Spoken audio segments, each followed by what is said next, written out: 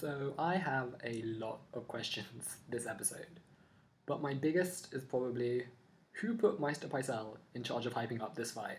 We gather to ascertain the guilt or innocence of this man.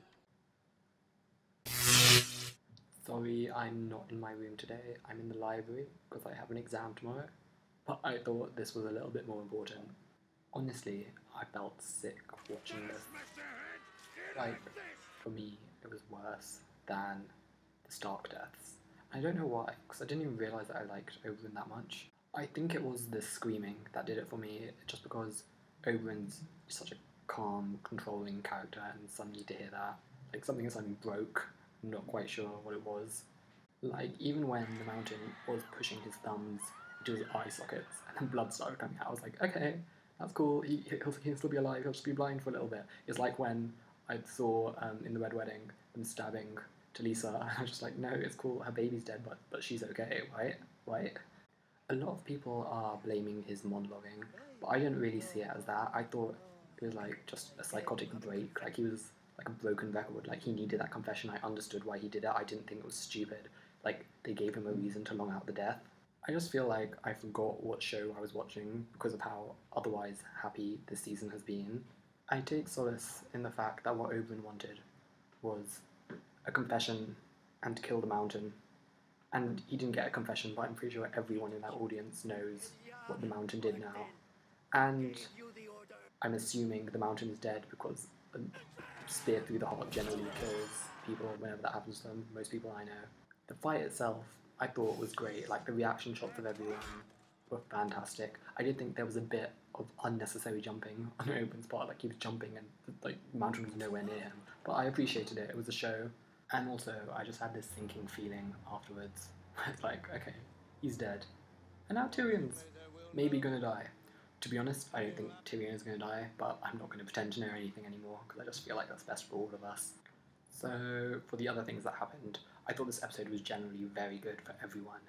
Sansa has finally started playing the Game of Thrones. I feel like with the frequency that people get killed in the show, the fact she's alive alone shows that she is one of the best players in the game.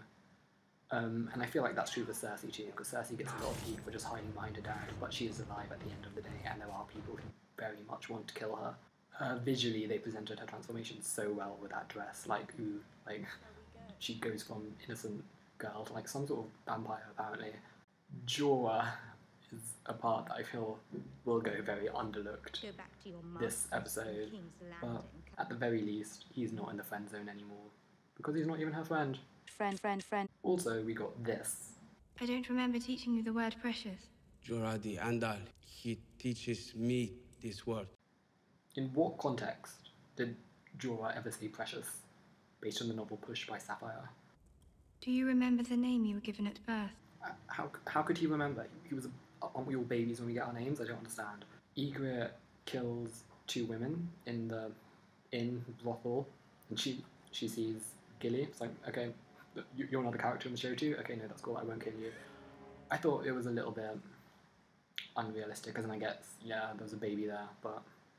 And then we got a heartwarming scene with the guy who killed Robb Stark and his unborn child, and the guy who tortures people for fun. At least one family is staying together, I guess. Speaking of families staying together, I wonder if Arya is going to catch up with Sansa. The manic laughter was just so heartbreaking, because it's like, she's literally laughing like, why wouldn't she be dead? Why wouldn't everyone who's related to me be dead, you know?